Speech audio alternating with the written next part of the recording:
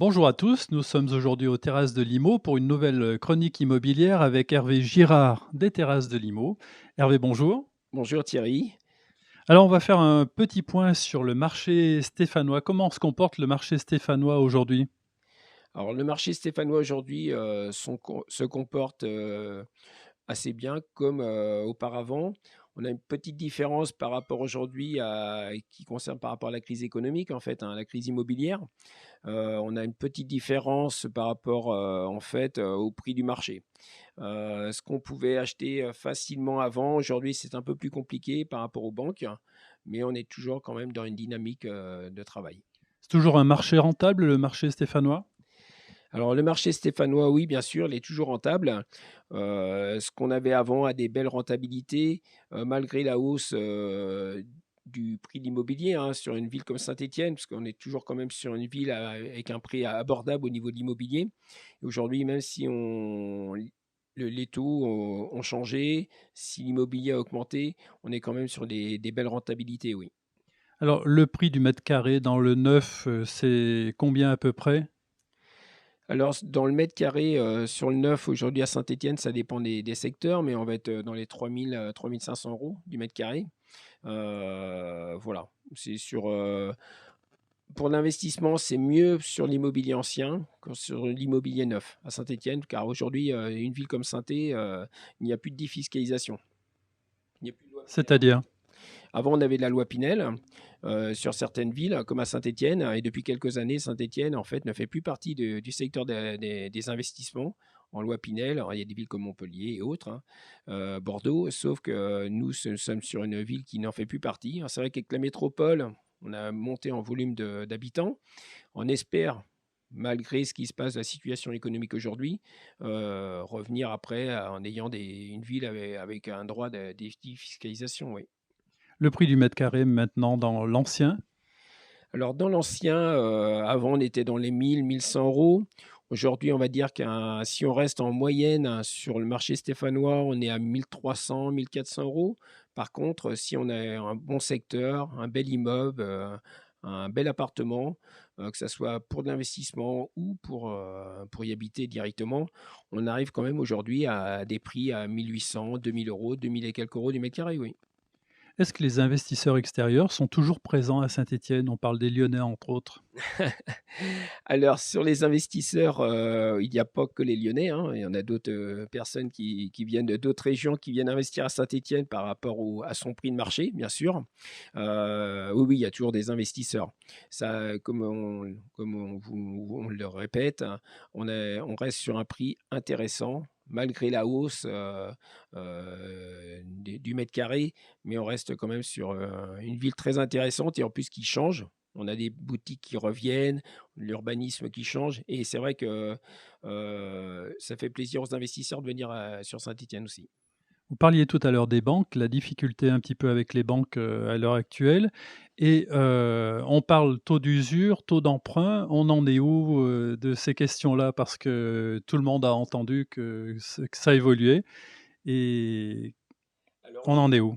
alors aujourd'hui, en fait, on est sur un taux d'emprunt à 2-2,5, 2,5, un peu plus et avec un taux d'usure plus important.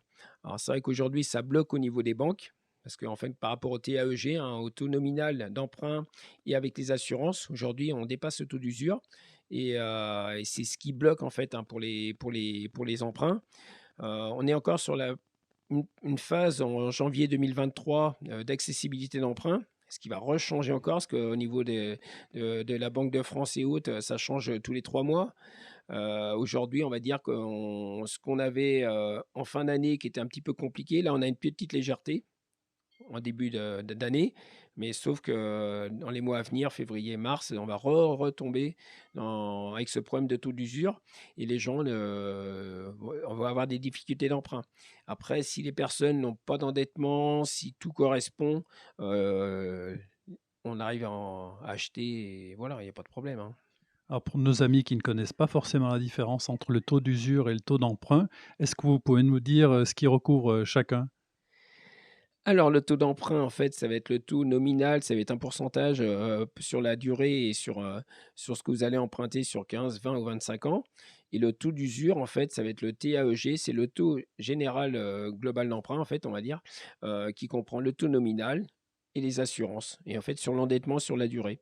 Et si les deux se coïncident, hein, ben, en fin de compte, les banques ne prêteront pas. Voilà. Alors, on va parler maintenant du profil type d'un propriétaire bailleur à Saint-Étienne. Qui est-ce, ce propriétaire bailleur chez nous? Alors aujourd'hui, les propriétaires bailleurs, souvent sont des investisseurs.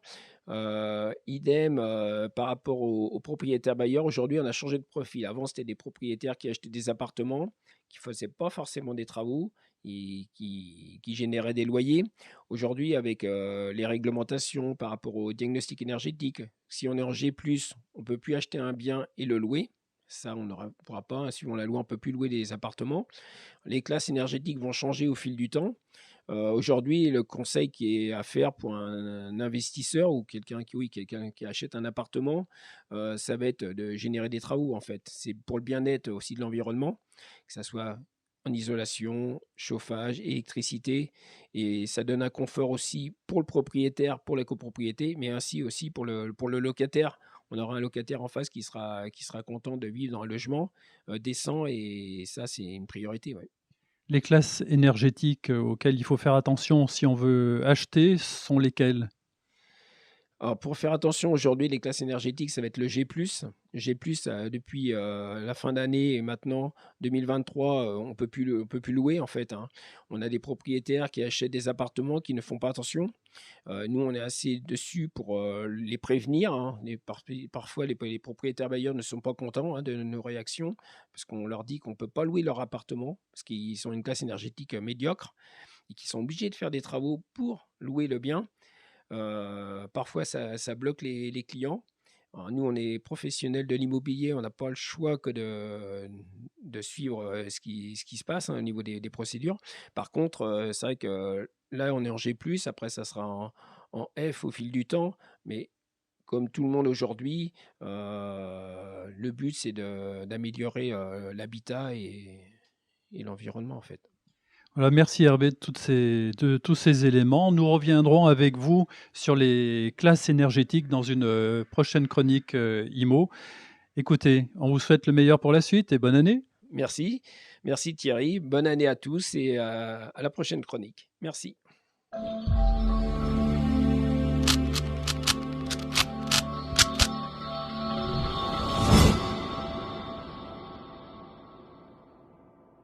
Quarante-deux TV, libre et avec vous. 42 TV, libre et avec vous. 42 TV, libre